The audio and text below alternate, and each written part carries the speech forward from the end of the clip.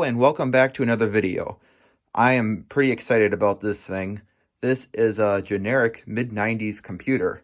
I got this from Facebook Marketplace for $35. I think that's a pretty good deal for the condition it's in. Most computer collectors probably wouldn't care too much about this specific computer, but I really like it because it's finally a computer older than the Windows XP era. So I can finally run Windows 9X on real hardware without having to run it through emulation. I would never see any 90s computers locally. I would see 90s Macintoshes, but not ever PCs. So it's kind of ironic since Macs are usually worth more, but finally I have one. And right away, you probably noticed that wonderful wood grain design. Well, I did put that on there with some vinyl wrap. This stuff here, you just peel off some paper on the back and it's pretty much a big sticker that you can cut and shape and put on whatever you want. And I even did it on the drive base, which I think that turned out really good. And obviously this takes inspiration from LGR's wood grain 486, which I absolutely adored that thing as soon as I saw the wood grain he had on it. So I was really happy that I found this wood grain pattern. I really like it. I don't really know what it's called. It didn't really say on the packaging of this, but I'd like to get more of this. It looks really nice. Now this is the setup I usually use it in. Here's a Sony Trinitron Multiscan 110GS. It has some magnet damage, but it does work. It fits the whole aesthetic of this setup. And I have some JBL compact speakers that I originally have been using with that, but now that has cheap little speakers because I want them on this because they're beige, it matches. And a keyboard that's actually much newer than it looks like. It's a Windows XP era keyboard, but it's just called a classic keyboard. It's by Belkin. It was brand new in the box at Goodwill. And the mouse is this Microsoft Gateway 2000 mouse, which I also found at Goodwill. I had to clean it out pretty good because it wasn't tracking very well. Clean out the rollers in there. And I still haven't gotten all the sticker residue off of this mouse. And I had it for about 4 years at this point. I should really just scrape that off. I also have a Gravis gamepad and a Microsoft Sidewinder joystick. I don't even know where I got these. I had them for quite a while. And they both work pretty good. And they work well on this computer. But for this video, I'm going to be using a flat screen monitor just so you can see it better, so you don't get a bunch of scan lines and reflections trying to see it. And I'm going to clean all this off so I can take apart the computer and show you the inside. So before I open it up, let's just go over the exterior of the computer. So here we have an 8X CD-ROM drive, blanking plate, and that's actually an SD card reader. I'll go into that more later. 3.5-inch floppy drive. The power on and off switch, because now it's on, now it's off, and a reset switch. And a multimedia computer. Apparently it has the power to change your world, which is a pretty bold claim. So on the back we have the power supply, and I'm pretty sure you could power a monitor with that. And there's not very many ports on the back. There's PS2 keyboard and mouse, serial, parallel, an added Ethernet card that I put in there. It wouldn't fit in with the bracket, so I had to remove it. Otherwise, I felt like I was going to break the PCI slot, the graphics card, the sound card. And one thing I completely forgot about these 90s computers is that most of them, the whole top part comes right off. I already had the screws removed. But it's just the whole...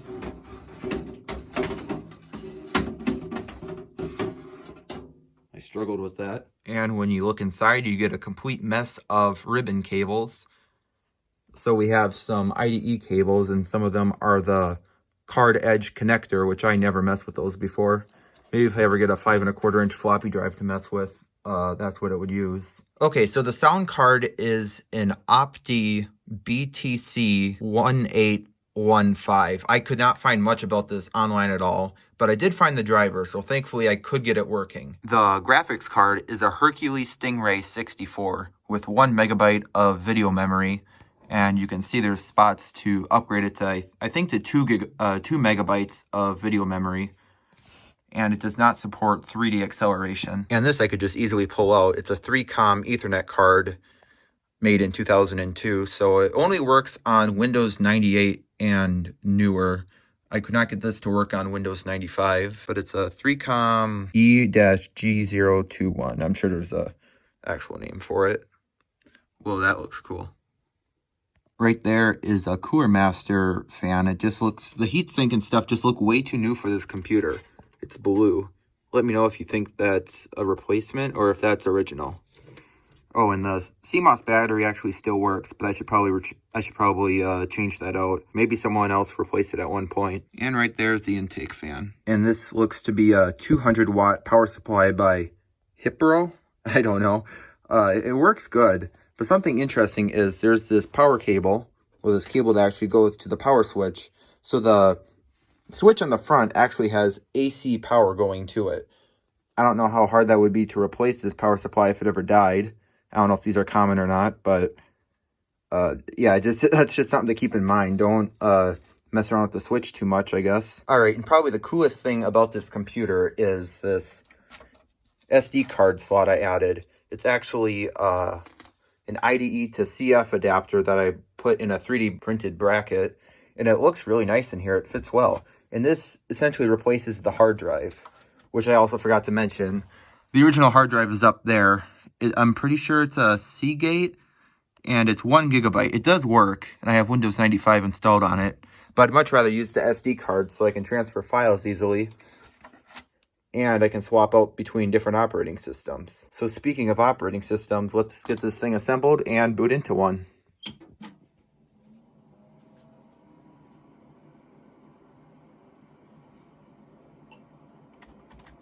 Let's enter the BIOS by pressing delete, and it's an award BIOS. I never got an award before. So one thing that's really annoying, and I didn't know this until recently, is that if you go to IDE auto detection,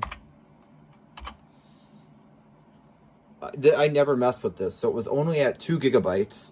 So no matter how big of a card I put in there, an SD card, it would always show up as 2 gigabytes, which I figured was a little low for this computer to recognize. So I found out I have to auto detect the hard drive in this BIOS for it to work. Otherwise it won't even boot into the operating system. Or F-Disk will format a 2 gigabyte card as 8 gigabytes and it will basically corrupt itself. I have to set this up basically each time I put a different sized card in.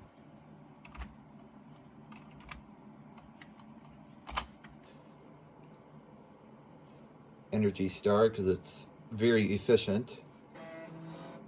Floppy drive sounds.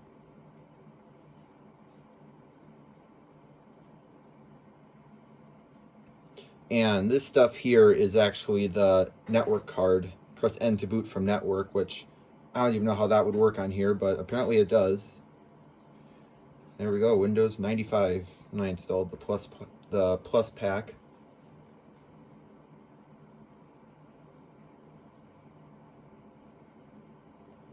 Yeah, there's the Ethernet card. I don't want to install the driver. Let's just click cancel.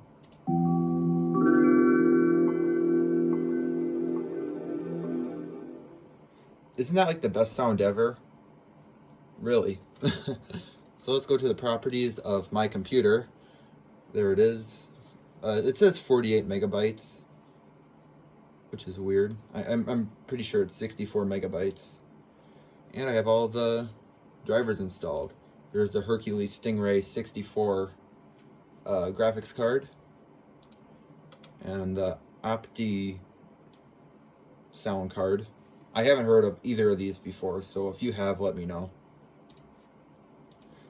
And I don't have a whole lot installed. It is just 2 gigabytes, and I have the Windows 95 install disk files on here, so if I ever need to access it, I don't have to put the CD in the drive. Space Cadet.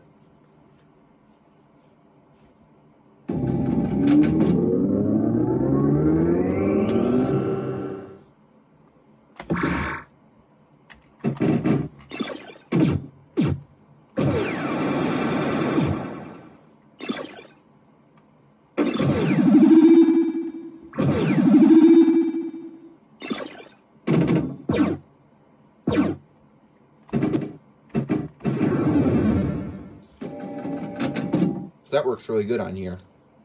Right now the screen is set to 800 by 600, which looks the best on that CRT monitor. What does it look like if I go to 124 by 768?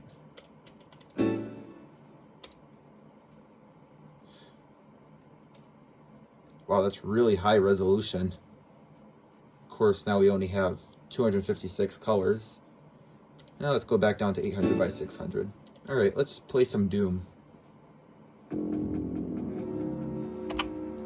And you be the judge if this sound card sounds good or crappy. It sounds so-so to me. I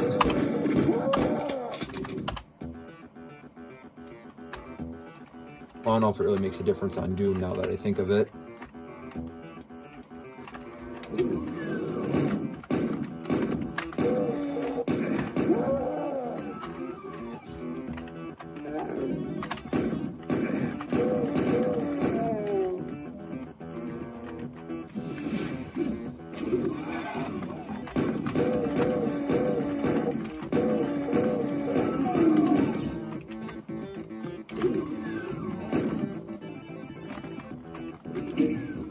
I played that at a very weird angle.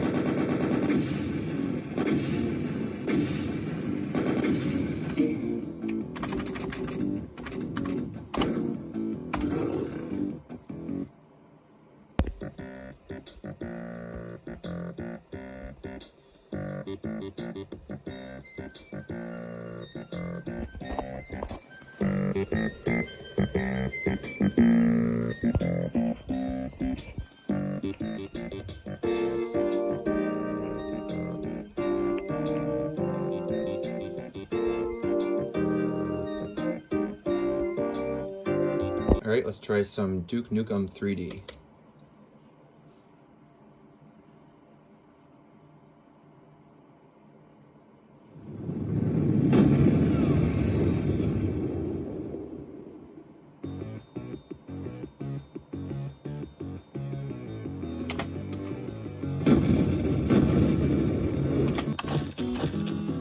Yeah, piece of cake.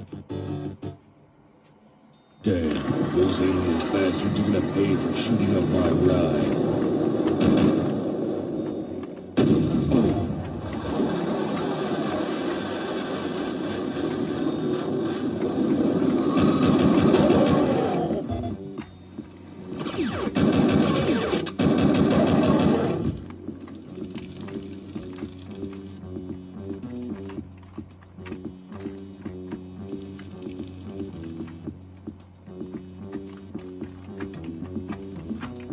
Yeah, I don't really know the levels on this. Apparently you can jump up here and get a rocket launcher.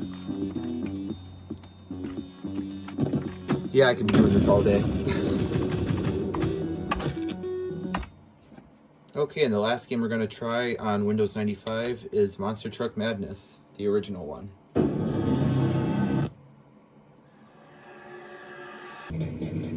For some reason, the LCD monitor did not want to run with Monster Truck Madness. I think it has something to do with the refresh rate.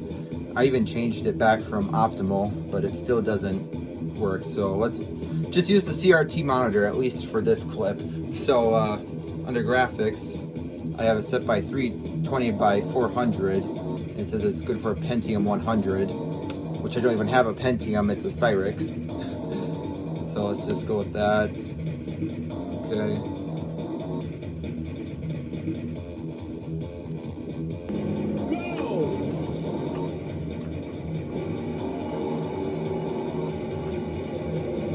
It runs it pretty good, actually. There's times where it does get a little bit choppy. I've had Monster Truck Madness 2 on here. That did not run this well. It was actually pretty choppy and... Whoa. It was actually pretty choppy and did not look very good. I had to like basically put at the lowest settings for it to even be playable. And it looked like it was on a Game Boy. But yeah, this is pretty nice actually.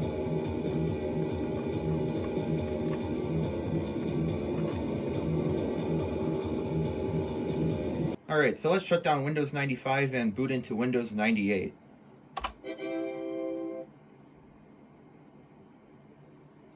It is now safe to turn off my computer. I'll do just that. Let's pop this one out and put this one in. So neat to have that on the front. Since this is a 4 GB card, I have to go in here and let it detect the size of the hard drive. And Windows 98 takes quite a bit longer to boot on here, not just because it's a heavier operating system than 95, but since I have the driver for the network card installed, it has to initialize that, and it just takes a bit longer.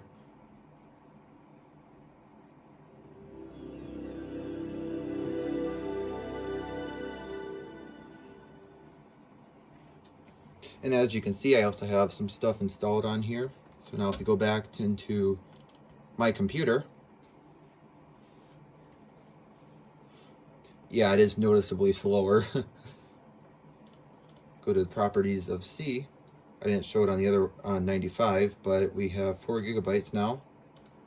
So let's try Half-Life. See how that runs on here.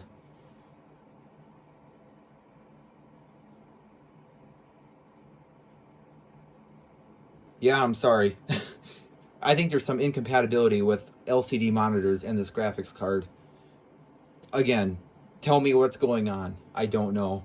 Anyways, let's play some Half-Life.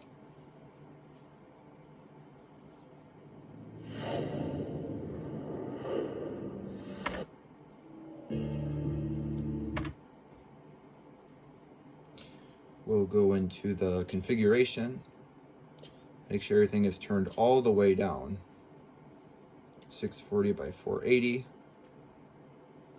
Okay. I don't know if this really helps it or not.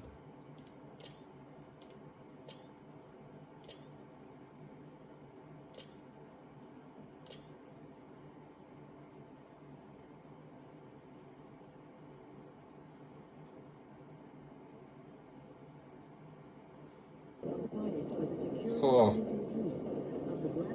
I actually haven't launched this game yet.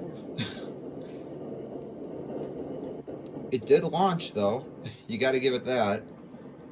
Got to remember, 120 megahertz and no 3D acceleration. The time is 8:47 a.m.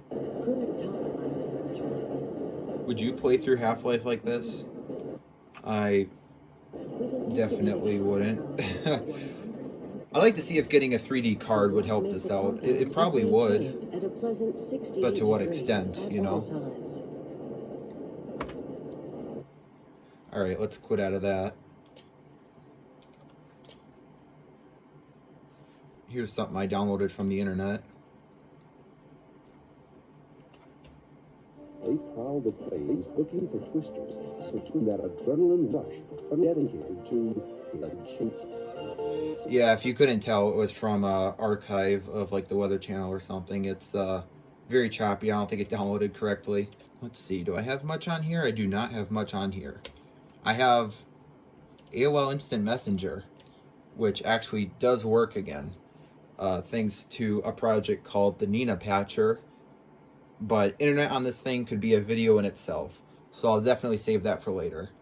But I have the RetroZilla web browser. I'd like to get an old version of Opera running on here, see if we can crawl around the internet a little bit. So yeah, that'll pretty much be it for this video. I could go on forever about this, but really I don't think it pays to keep rambling on about every little thing.